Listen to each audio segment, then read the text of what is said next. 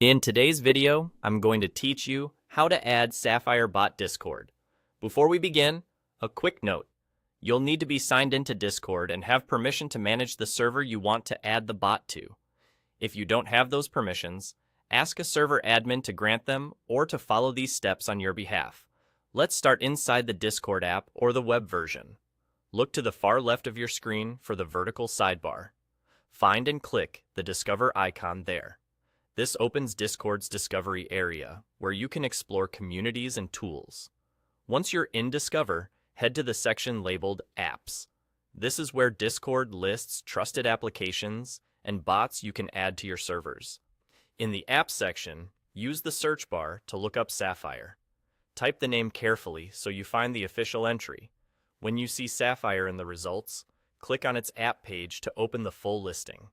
Here, take a moment to review the description, the features, and any notes from the developer. This page helps you confirm you're selecting the correct bot and gives you a sense of what it can do for your server. When you're ready, click Add App. Discord will prompt you to select a server. Use the drop-down to choose the server where you want Sapphire to live. If you don't see your server in the list, it usually means your account doesn't have the required permissions on that server. After picking your server, you'll be asked to allow permissions. Read these carefully. Permissions let the bot carry out tasks like reading messages, posting responses, or managing specific channels. If the app offers optional permissions, adjust them to match what you're comfortable with. Then, confirm to proceed. Discord may ask for a quick verification to finalize the addition. Once that's done, Sapphire will be added to your server. You can confirm it's there by checking the member list on the right side of your server window or by opening your server's integrations or app settings to see the bot listed.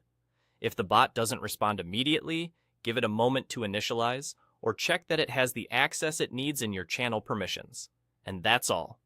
You've clicked Discover on the left bar, gone to Apps, searched for Sapphire, opened its app page, selected Add App, chosen your server, allowed the necessary permissions, and you're good to go.